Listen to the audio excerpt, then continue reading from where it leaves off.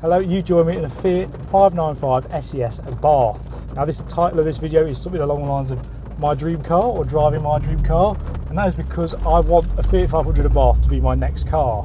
And today, thanks to being at the SMMT test day, I'll get the chance to drive one, and I'm very excited. I've been in the queue for a while, waiting for my turn to drive this, and here we are, finally in it. Right, what do I think of it then? Well, straight away, the ride is very firm, perhaps to be expected with the Esseesse pack or the bits that brings to the car. Right, let's pause this right here so I can correct myself before it gets embarrassing. So this is the 595 Esseesse, and I've got no idea where my pronunciation came from in this video, so please ignore that. Now this model has been built to help celebrate Abarth's 70th anniversary, and to that end it kind of cherry picks best options from the rest of the 595 range, puts them into one neat package.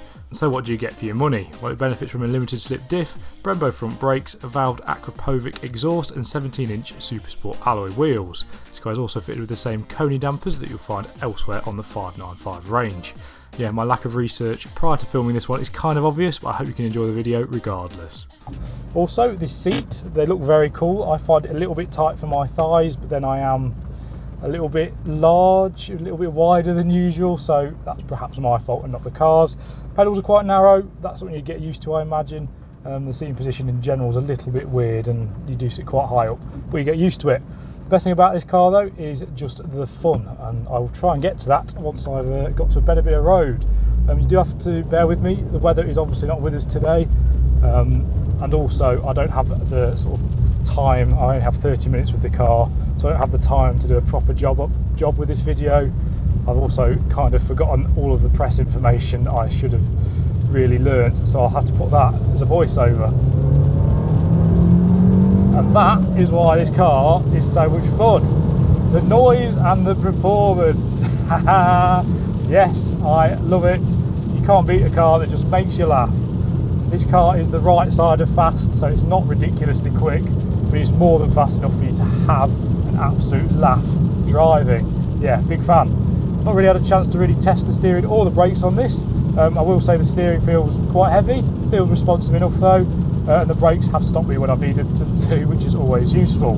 Now the biggest drawback I can see with this car is the noise. Don't know if you can hear that, but we're doing 50 miles an hour and the road noise is pretty mad. It's pretty loud, if I'm honest with you. And I think if I was to live with one of these daily, that would possibly get a little bit annoying. Oh, as you can probably see, I'm being jiggled about quite badly at this thing. That's kind of the payoff of some very tied down handling, is a firm ride. So it's hard to critique the car on that because it's not trying to be a Rolls Royce.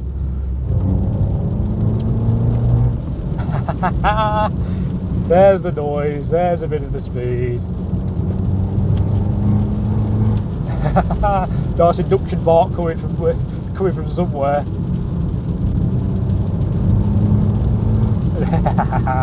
That's why I love this car. It sounds ridiculous. It's only a 1.4 with about 180 horsepower, I think, but my God, does it sound good. It is also more than quick enough. I mean, I'm nowhere near exploring the limits of performance on this test drive. Well, as you can see, if I edit this to be the front camera, there is a bit of blue in the sky. That'd be a refreshing change. It's been raining for hours upon hours.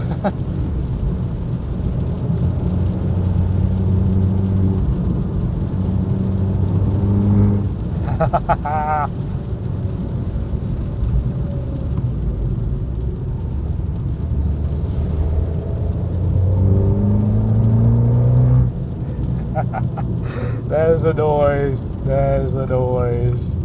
Right, so where's that noise coming from? Well, as mentioned, this car comes with an Attribution exhaust, and that is attached to the oh so familiar 1.4 litre turbocharged 4-cylinder engine that we know and love. In this model, the engine is putting out 178 brake horsepower and 184 foot-pounds of torque. As such, 0-62 miles an hour takes 6.7 seconds, and the top speed is quoted at 140 miles an hour. And yeah, this has been my dream car, little Fiat 595 Abarth. I have to say, after driving it, it might not be my dream car as much as it was. As a daily, it's possibly a little bit compromised. It's got a very rigid ride, not helped by the fact this is the Esseesse, obviously. You've got a very firm ride, there's quite a lot of noise going into the cabin. And I think if I was to be having a daily driver, I'd want a little bit more comfort. Now obviously I don't need a daily driver, so this could still stay at the top of my list as my replacement car for my Saab. Yes, anyway, I'll stop rabbiting. Next time you'll see me, I'll be looking at the interior. Right, so here we are, the interior of the 595 SES. I believe that's probably pronounced hideously wrong, but yes, here we are. So it's pretty much as you'd expect from these sorts of cars these days. They've been around for long enough, you probably know what they look like. These seats, they do look fantastic, it has to be said, and I believe, yeah, carbon backed. They look absolutely amazing. Now we've also got a nice bit of carbon fibre up here with the Alcantara, and yes, this wheel feels very nice in the hand. What else is in here? Well, you've got a bit more trim there. I don't think that's genuine carbon, it might be, but I doubt it. You've got your infotainment screen there. I will try and demonstrate it, but you've got to bear with me because I have literally just got into the car. Let's try that. What does that do? Something. Settings. Anyway, this isn't the interesting bit, is it? This is the interesting bit. I love that. You've also got a sport mode here, by the way. I'm in the sport mode. Yes, I love having one of them. I love being able to see boost pressure, or whatever it is that shows you. Turbo, your PSI. Here is your main sort of speedo and everything. As you can see, the RPM goes on the outside. You've also got your sat-nav thing displayed in the middle. Any excuse to give this a rev. Now we have a sport button here, so if I press that, this will go back to its normal display. There you go. Yes, this is the interior. Nice gear stick, quite a long throw, but it feels nice in the hand, so that kind of makes up for it. Right, let's have a look at the exterior. Now this is perhaps my favourite bit of the Abarth. It's just how it looks. Even after all this time, I think this is a mega looking little car. I'm about to get run over by somebody in a Mercedes. Yes, what a thing to look at. It looks fantastic. He's letting me do my filming. These wheels look amazing, part of the SES pack, I think. And then listen to the exhaust. There it is. What a car. Absolutely love it. Quick look at the boot whilst we're here. Not the biggest in the world, but you don't expect it to be in a car like this. Right, I reckon I'll do this for the boring bits. Let's get back inside. Now I'm hoping you can see me. This has been another fairly amateurish video and I can only apologise. But yes, that's it. I've finally driven what I would consider to be my dream car. Just a little to the hype I've given it in my head. Just about, I reckon. I think on a better day this car would be an absolute riot. Obviously today I've had a fairly limited amount of time with it and the roads were in an abysmal state, so therefore I've not really been able to enjoy it. Anyway, I'm rambling. I've been Bleak, thank you for watching. Please remember to like, subscribe and comment, and I will see you in the next video.